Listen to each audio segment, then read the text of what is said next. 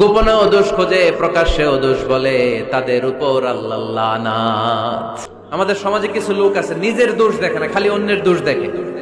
এই বাড়িতে এই সমস্যা, ওই বাড়িতে ওই সমস্যা, এই হুজুরও খারাপ, এই হুজুরের এই সমস্যা, তুমি হুজুরের কি সমস্যা, আমার কি অবস্থা হবে আমি জানি না। আমি আরেকজনের দোষ খুঁজি, আমি আরেকজনের বদনাম বলি, আমি আরেকজনের পিছু লেগে থাকি। আল্লাহ বললেন ওয়ালা তালমিজু আনফুসাকুম, খবরদার তোমরা অন্যের দোষ খুঁজো না, দোষ খুঁজবা নিজেদের। কিন্তু সমাজে আমরা অন্যের দোষ খুঁজি কি খুঁজি না। 5 নাম্বার, ওয়ালা তালমিজু আনফুসাকুম, নেভার ডিসফেম ইচ আদার, একে অপরের দোষ খুঁজো না।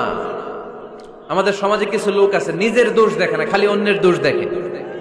আছে না নাই?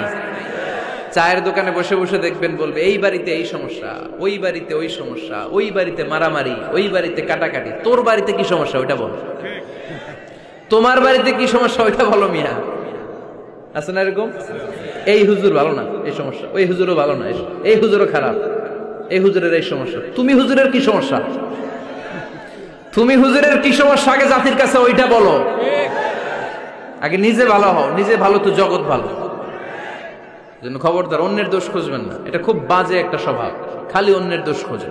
যে নিজে নিজের দোষ খুঁজতে পারে, যে নিজে নিজের সমালোচনা করতে পারে, সে সবচেয়ে বুদ্ধিমান। কারণ অন্যে কি করছে এই ব্যাপারে আপনারা ধরবে আল্লাহ। কথা বলেন না কেন? আল্লাহ আপনাকে ধরবে আপনার কি সমস্যা, আপনি কি করলেন, শুধু ওই ব্যাপারেই আপনি জিজ্ঞাসিত হবেন। এজন্য আল্লাহ বললেন তাদের উপর আমার লানত, তাদের উপর ধ্বংস, যারা প্রকাশ্যে অপ্রকাশ্যে অন্যদের দোষ খুঁজে বেড়ায়, দোষ বলে বেড়ায়। এরকম আছে না নাই?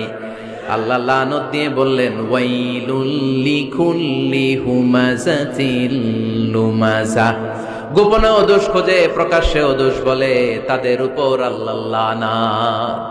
হুমাযাতিল লুমাযা, এই লুমাযা শব্দ থেকে আল্লাহ এনেছেন ওয়ালা তালমিজু আনফুসাকুম, একে অপরের দোষ খোঁজো না, নিজের দোষ খোঁজো, সেই সবচেয়ে বুদ্ধিমান। তাহলে আমরা আত্মসমালোচনা করব, কি করব? খেয়াল রাখবেন, সবচেয়ে খারাপ হচ্ছে সমালোচনা। সবচেয়ে খারাপ কি? তারপর কিছুটা ভালো যেটা, সেটা হচ্ছে আলোচনা। সেটা কি? আলোচনা। সবচেয়ে ভালো হচ্ছে আত্মসমালোচনা। সবচেয়ে ভালো কি? তাহলে 3টা বললাম। এক হচ্ছে সমালোচনা, আমরা করব না, আমরা করব আলোচনা, আর সবচেয়ে বেশি করব আত্মসমালোচনা, সেলফ ক্রিটিসিজম। রাতে ঘুমানোর আগে একটু ভাববেন কি কি ভুল করলাম, কাকে কাকে কষ্ট দিলাম, কি কি অন্যায় আজকে আমার দ্বারা হলো, কালকের দিনটা যেন আমার আজকের দিনের চেয়ে ভালো হয়। নিজের সাথে নিজের এরকম বোঝাপড়ার দরকার আছে না নাই? আমরা যেন আত্মসমালোচনা করি ফরিদপুরের ভাইয়েরা, অন্যের দোষ যেন না খুঁজি। Small people talk about people, যারা নিচু মনের মানুষ এরা শুধু মানুষের দোষ খুঁজে বেড়ায়, মানুষ নিয়ে কথা কয়, এই মানুষ, এই মানুষের সমস্যা, এই সমস্যা। Average people talk about things and story and the incidents. যারা মাঝারি মনের মানুষ তারা বিভিন্ন ঘটনা নিয়ে কথা বলে, বিভিন্ন বিষয় নিয়ে কথা বলে। আর গ্রেট পিপল, যারা মহামানুষ, they talk about ideas, তারা নতুন নতুন আইডিয়া নিয়ে কথা বলে। এই আইডিয়া সমাজে অ্যাপ্লাই করলে, ইমপ্লিমেন্ট করলে সমাজটা বদলে যাবে। এই আইডিয়া এখানে সেট করলে এখানে কল্যাণ হবে। বড় মনের মানুষরা আইডিয়া নিয়ে কথা বলে। এখন the decision is yours, সিদ্ধান্ত আপনার। আপনি কি ছোট মনের মানুষ হবেন না বড় মনের মানুষ হবেন?